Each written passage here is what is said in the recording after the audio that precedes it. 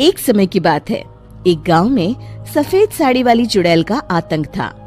चुड़ैल रात भर गांव में घूमती और गांव का जो भी आदमी उसे दिखाई देता उसे वो घायल कर देती। अरे कोई तो बचाओ, मर गया रे। एक रात हरिया अपने खेत से अपने घर लौट रहा था कि तभी अचानक उसके सामने चुड़ैल आ जाती है। अरे बाप रे, ये चुड़ैल कहाँ से आ गई? आज तो मैं गया काम से।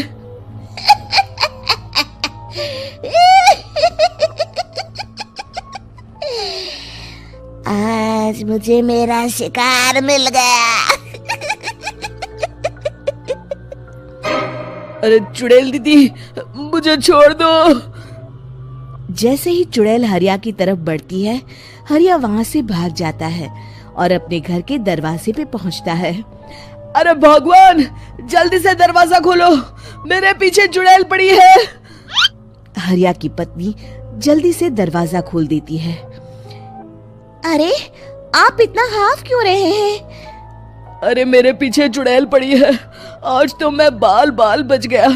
जल्दी से सभी दरवाजे और सभी खिड़कियों को बंद करके बत्ती बुझा दो।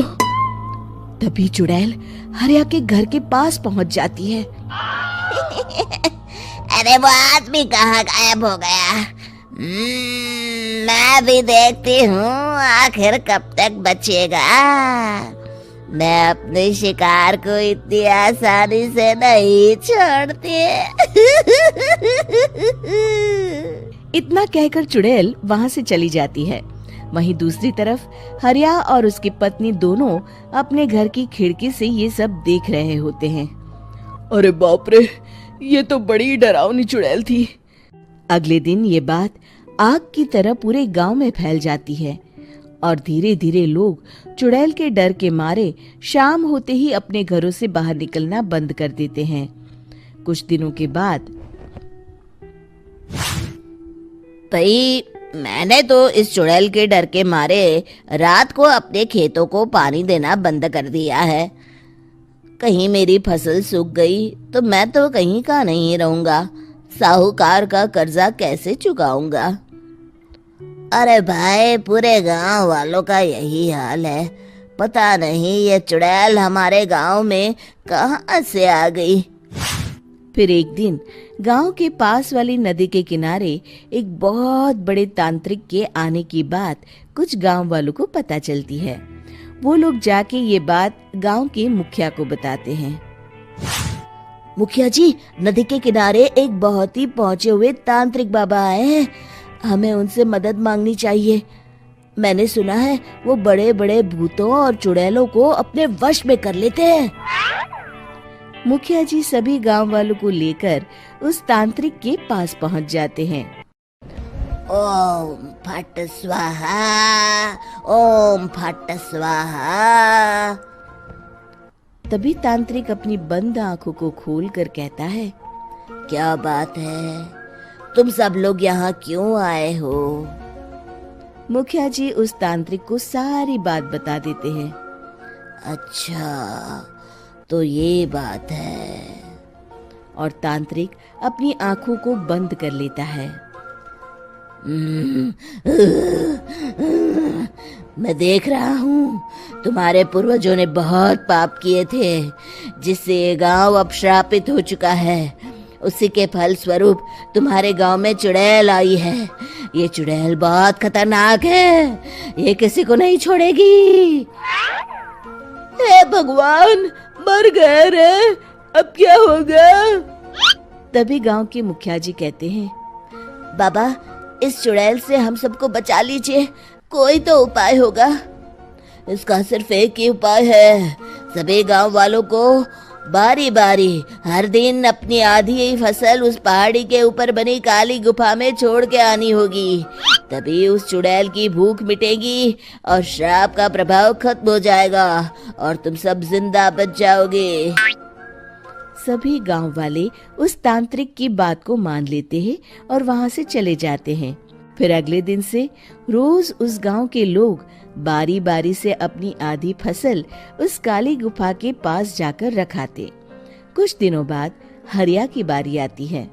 बाप रे, आज तो मेरी बारी है उस काली गुफा में जाने की। क्या करूं, वो तो बड़ी खतरनाक चुड़ैल है। मेरे तो हाथ पैर कांप रहे हैं। फिर हरिया डरते डरते अनाज की बोरियां अपनी बैलगाड़ी में लाद देता है। तभी हरिया की पत्नी उससे कहती है, देखो जी, संभल के जाना और किसी भी हालत में शाम होने से पहले वापस आ जाना। उस चुड़ैल का कोई भरोसा नहीं है जी। हरिया बैलगाड़ी में बैठते हुए कहता है, भगवान, मैं क्या वापस आऊंगा? लगता है अब तो मेरी खबर ही आएगी। इतना कहकर हरिया वहां से चला जाता है। रास्ते में जंगल से गुजरते हुए हरिया की बैलगाड़ी का एक चक्का बड़े गड्ढे में फंस जाता है। हे भगवान, अब ये क्या मुसीबत है? हरिया नीचे उतर के पूरी ताकत से अपनी बैलगाड़ी को गड्ढे से निकालने की कोशिश करता है।